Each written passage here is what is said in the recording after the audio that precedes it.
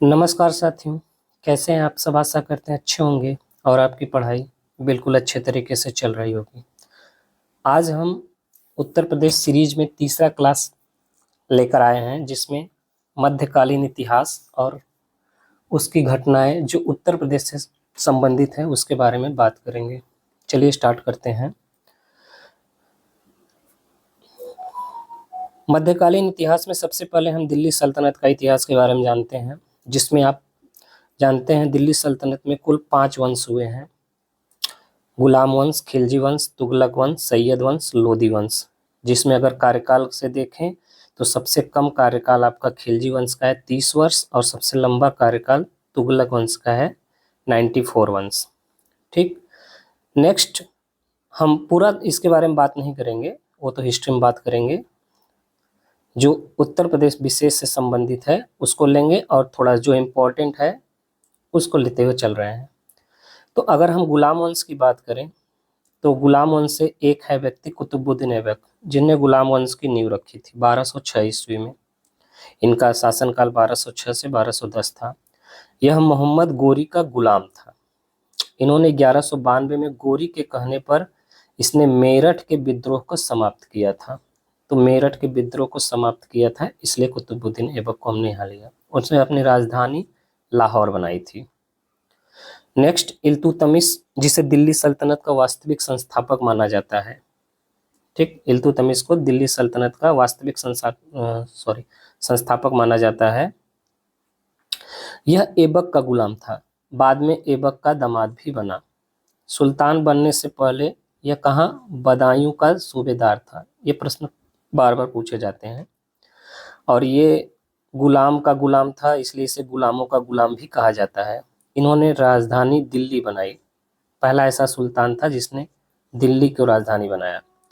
आगरा में न्याय का घंटा लगवाया और इक्ता प्रथा की प्रारंभ की। ये इल्तुतमिश के बारे में हो गया। नेक्स्ट है बलबन, पूरा नाम गयासुद्दीन बलबन। यह इल्तुतमिश का गुलाम था, एक दूसरे के गुलाम ही थे। इन्होंने लौह एवं रक्त नीति अपनाई। फारसी त्यौहार नवरोज को प्रारंभ किया और इसने गढ़ मुक्तेश्वर, जो वर्तमान में हापुड़ है, कि मस्जिद की दीवारों पर अपने शिलालेख में स्वयं को खलीफा का सहायक कहा है। ये प्रश्न आया हुआ है एग्जाम में, देख लीजिएगा इसको।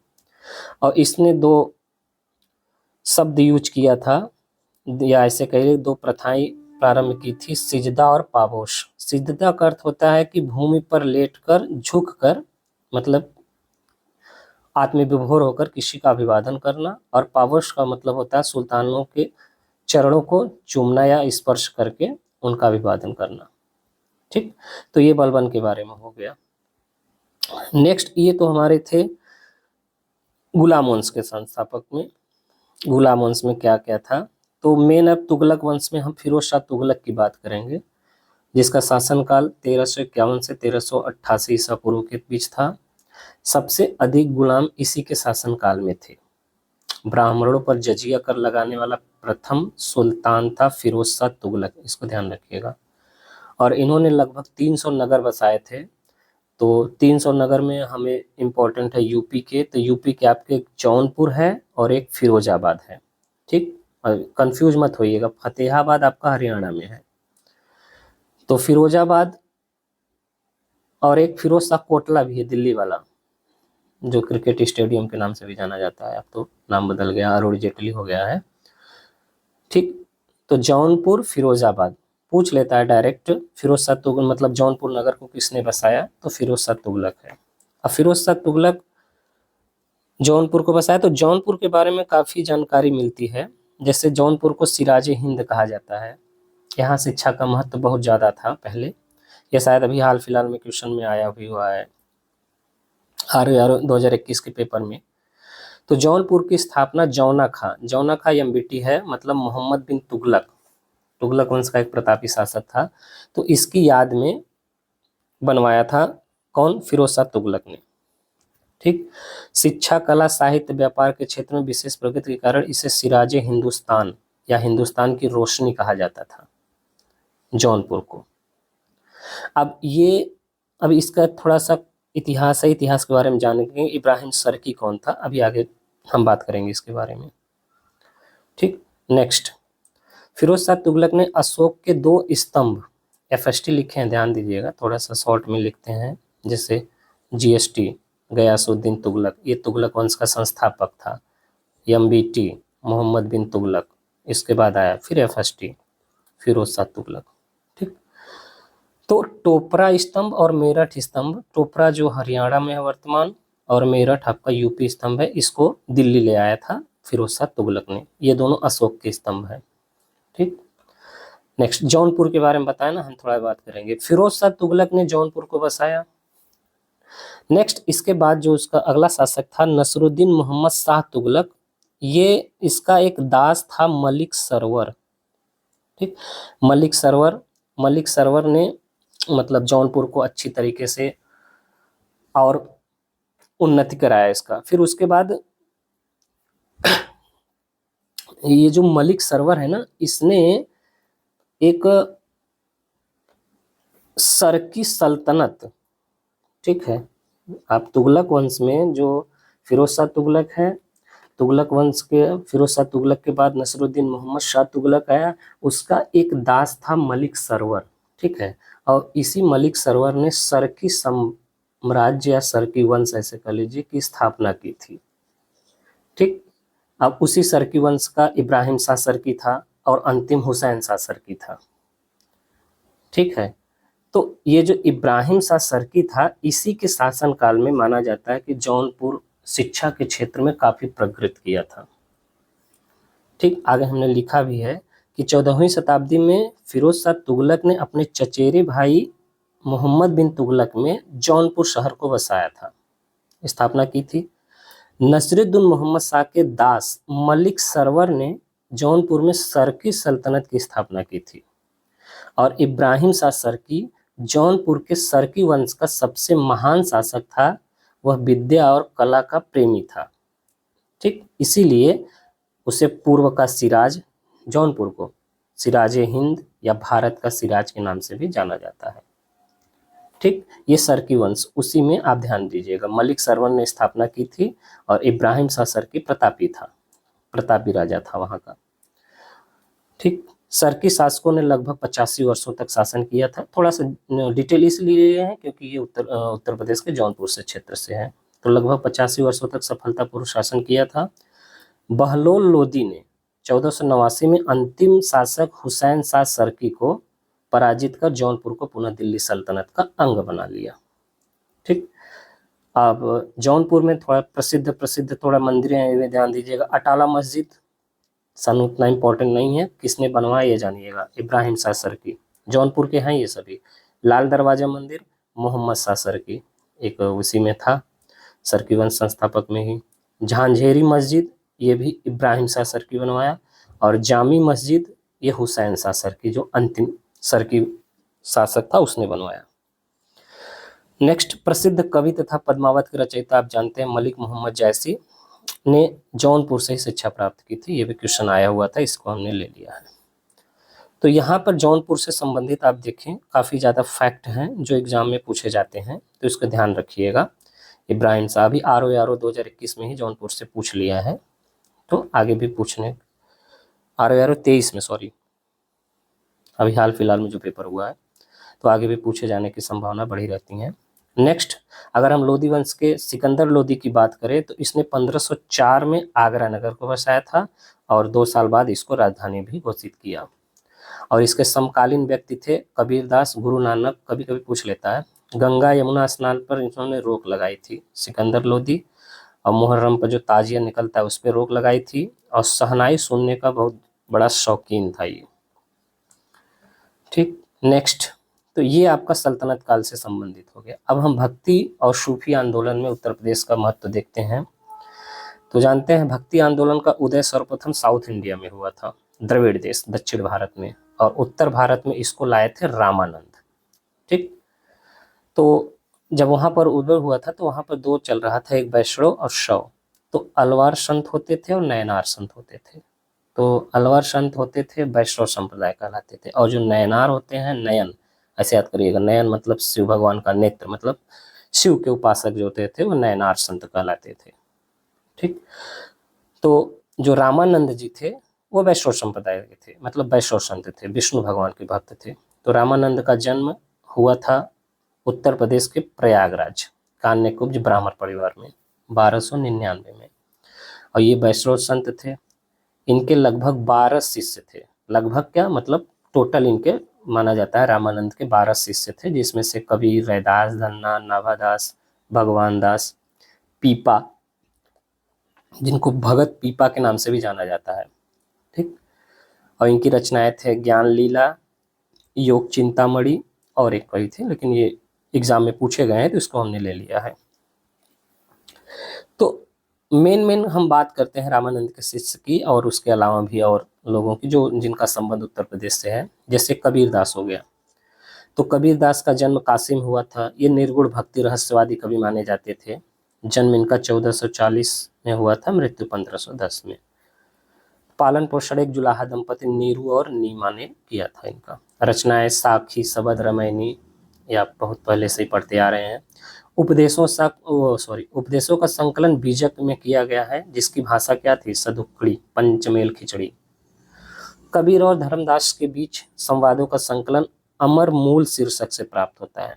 कभी कभी ऑप्शन में बीजक दे देता है, क्योंकि इनके उपदेशों का संग्रह तो बीजक में है, लेकिन एक क्वेश्चन बनता है कबीर और धर्मदास के बीच संवादों का संकलन कहाँ है? तो अमर मूल शीर्षक से प्राप्त होता है। इनका मृत्यु मगहर में हुआ था, जो वर्तमान के संत कबीर नगर में है। और संत मलूक दास का जन्म 1574 में कड़ा, जो वर्तमान का कौशाम्बी क्षेत्र है, वहां हुआ था। और रैदास का जन्म 1482 में काशी में हुआ था। तो इतना इम्पोर्टेंट नहीं, बस इनका जन्म स्थान जानते रहिएगा, उत्तर प्रदेश के किस स्थान में हुआ था। तुलसीदास, इनके बारे में भी हाल फिलहाल जो पेपर हुआ आरओ 2023 में पूछ लिया। तो तुलसीदास का जन्म हुआ था बांदा जिले के राजापुर ग्राम में। ठीक। 1532 ईस्वी से 1623 इनका है। मृत्यु काशी 80 घाट वाराणसी में हुआ। पत्नी का नाम रत्नावली था, ध्यान दीजिएगा। और शायद एग्जाम में आया था पत्नी का नाम गीतावली, तो वो गलत है कथन। बाकी ये ऊपर वाला बांदा जिले के राजापुर ग्राम में हुआ था, ये तो सही है। अकबर तथा राणा प्रताप या जहांगीर इसके समकालीन थे। रामचरितमानस विनय पत्रिका की रचना इन्होंने की है अवधी भाषा में। पिता का नाम आत्माराम दुबे और माता का नाम हुलसी। ठीक। आगे एग्जाम होने वाले में संभावना है कि माता पिता का नाम भी पूछ ले, जब पत्नी का नाम पूछा है। उत्तर प्रदेश के बाराबंकी में स्थित है एक देवा शरीफ की मेला, देवा शरीफ का मेला लगता है, सॉरी। तो देवा शरीफ का मंदिर है, वहां पर प्रसिद्ध सूफी संत हाजी वारिस अली शाह की मजार स्थित है। तो पूछ लेगा आपको हाजी वारिस अली शाह की मजार कहाँ स्थित है? तो देवा शरीफ में। देवा शरीफ कहाँ है? बाराबंकी, उत्तर प्रदेश। नेक्स्ट वल्लभाचार्य के बारे में देखिए। वल्लभाचार्य क्या था? इनका जन्म काशी में हुआ था। ये कृष्ण भक्ति शाखा के थे। शुद्धाद्वैत में विश्वास रखते थे। ये इतिहास का है, हम बात करेंगे शुद्धाद्वैत, द्वैतवाद, विशिष्ट द्वैतावाद। तो ये सब उनके कैटेगरी है, उनके अंतर्गत कौन कौन से कवि आते हैं उनकी बात हम करेंगे। इनके शिष्य का नाम था सूरदास। ठीक। और सूरदास का जन्म हुआ था आपका नेक्स्ट जो है रुनकता क्षेत्र। रुनकता क्षेत्र कहाँ है? आगरा और मथुरा मार्ग में स्थित एक गांव है। सूरदास ये जन्म अंधे थे, मतलब जन्म से अंधे थे। बचपन का नाम इनका मदन मोहन था। ठीक। अष्टछाप कवि थे। ब्रज भाषा में सूरसागर, सुरसावली, साहित्य लहरी की रचना की थी, और ये अकबर के समकालीन थे। नेक्स्ट, भगवान शिव की प्रतिष्ठा में भारत के विभिन्न भागों में 12 ज्योतिर्लिंग की स्थापना की गई है, जिसमें से एक आपका उत्तर प्रदेश में है, काशी विश्वनाथ बनारस में। ठीक। अब मुगल साम्राज्य तथा यूपी का महत्व हम देख लेते हैं। तो मुगल साम्राज्य के बारे में जितना ही पढ़ेंगे उतना कम है, हिस्ट्री इसका बहुत ज़्यादा है। तो हम इसमें से बहुत समय लगा, इसमें से हमको छांट छांट कर क्या लें क्या नहीं लें, लेकिन इसको डिटेल में पढ़ेंगे। ऑलरेडी हमारे पास नोट्स है इसके, लेकिन उसमें से हमको छांटना पड़ रहा है कि ज़्यादा बड़ा हो जाए, ज़्यादा बड़ा ना हो जाए यूपी के बारे में। फिलहाल देखते हैं। बाबर, हुमायूं, उसके बीच में आया था शेरशाह सूरी, अकबर, जहांगीर, शाहजहां, औरंगजेब। बाकी इसके बाद का उतना महत्व तो नहीं है, फिर भी हम हिस्ट्री में उसको कवर करेंगे। तो बाबर को जानिए, मुगल वंश का संस्थापक था। आगरा को राजधानी बनवाया था इन्होंने, बाबर ने। ठीक। ज़्यादा हम लेके नहीं चल रहे हैं, इनके युद्धों को हम नहीं ले रहे हैं, क्योंकि अगर युद्ध को लेंगे तो पूरा हिस्ट्री का पार्ट हो जाएगा, तो फिर आपका लेक्चर ऑटोमेटिक बड़ा हो जाएगा। तो फिर हिस्ट्री में उसको जब पढ़ना ही है तो इसको हम ज़्यादा ले रहे हैं। हम उत्तर प्रदेश के परिप्रेक्ष्य में जो इम्पोर्टेंट है उसी को कवर कर रहे हैं, ठीक है। तो आगरा को इसने राजधानी बनवाया था, और इसकी क्वालिटी यह है कि बाबर का जो शव है उसको पहले आगरा के आराम बाग में दफनाया गया था, बाद में काबुल ले जाया गया, ठीक। बाबर के आदेश पर मीर बाकी ने अयोध्या में बाबरी मस्जिद का निर्माण करवाया, जहां पर उसके बगल में अब राम मंदिर का निर्माण किया गया। हुमायूं का शासनकाल 2 बार हुआ। शेरशाह सूरी से हार गया था 1530 से 40, फिर हार गया, फिर 15 साल के बाद चला गया था दूसरी जगह, फिर 1555-56 में फिर आया। तो 1531 में कलिंजर बांदा का दुर्ग जीता था। 1532 में दोहरिया या देवरा का विजय, ठीक। दोहरिया या देवरा कहीं कहीं 2 स्थान मिलते हैं 1532 में, तो ये लखनऊ और जौनपुर के बीच का स्थान है, ध्यान दीजिएगा, ठीक। ये महमूद लोदी से इनका संघर्ष हुआ था। 1556 में दीन पनाह नगर के पुस्तकालय से गिरकर इनकी मौत हो गई। तो पूछता है दीन पनाह पुस्तकालय की सीढ़ियों से गिरकर किसकी मौत हुई, तो हुमायूं है दूसरे नंबर के। नेक्स्ट, शेरशाह सूरी। तो शेरशाह सूरी का संबंध देख लीजिए उत्तर प्रदेश में। इनके पिता जो हसन खां थे, जौनपुर के शासक जमास खान शेरवानी द्वारा सासाराम की जागीर प्राप्त हुई थी। थोड़ा फैक्ट है, जानते रहिएगा। और उसने चुनार की विधवा मल्लिका के साथ विवाह करके चुनार को प्राप्त किया था। किसकी बात हो रही है? शेरशाह सूरी की, सॉरी। इसकी मृत्यु कालिंजर को जीतने के क्रम में 1545 में तोप का गोला फट जाने से हुई थी। ये लगता है कि अपना तोप अपने ऊपर ही चला लिया था। बंगाल से लाहौर तक इसने जीटी रोड बनवाया था, ग्रैंड ट्रंक रोड जिसको बोलते हैं, ठीक। मलिक मोहम्मद जायसी का भी संबंध है, इसके समय था, शेरशाह सूरी के समय। अब अकबर की हम बात करते हैं। तो अकबर जन्म 15 अक्टूबर 1542 में अमरकोट के राणा भीरशाल के महल में हुआ था। इनकी माता हमीदा बानो बेगम थी, जिसको मरियम मकानी भी के नाम से भी जाना जाता है। पहली शादी रुकैया बेगम से हुई थी। अशोक के 9 रत्नों में बीरबल और तोडरमल यूपी से संबंधित थे, ठीक। मेन हमारा यही है, बीरबल और तोडरमल। इनके दरबार में स्वामी हरिदास एक महान संगीतज्ञ थे जो वृंदावन में रहते थे, स्वामी हरिदास। नेक्स्ट, अगर बीरबल की बात करें तो इनका जन्म कालपी जालौन, जो वर्तमान क्षेत्र का उत्तर प्रदेश का है। इनका बचपन का नाम महेश दास था। अकबर ने इन्हें राजा तथा कविराज की उपाधि दी थी। दीन इलाही धर्म को स्वीकार करने वाला एकमात्र हिंदू राजा था ये बीरबल। टोडरमल क्या था? टोडरमल ये राजस्व मंत्री थे। इनका जन्म लखनऊ के निकट सीतापुर में हुआ था, और ये पहले गुजरात के दीवान बनाए गए, बाद में प्रधानमंत्री बनाए गए। ये प्रधानमंत्री वर्तमान, ये हमारा प्रधानमंत्री नहीं, उस समय जो प्रधानमंत्री बनते थे, मतलब सभा के मुख्य बनते थे जो।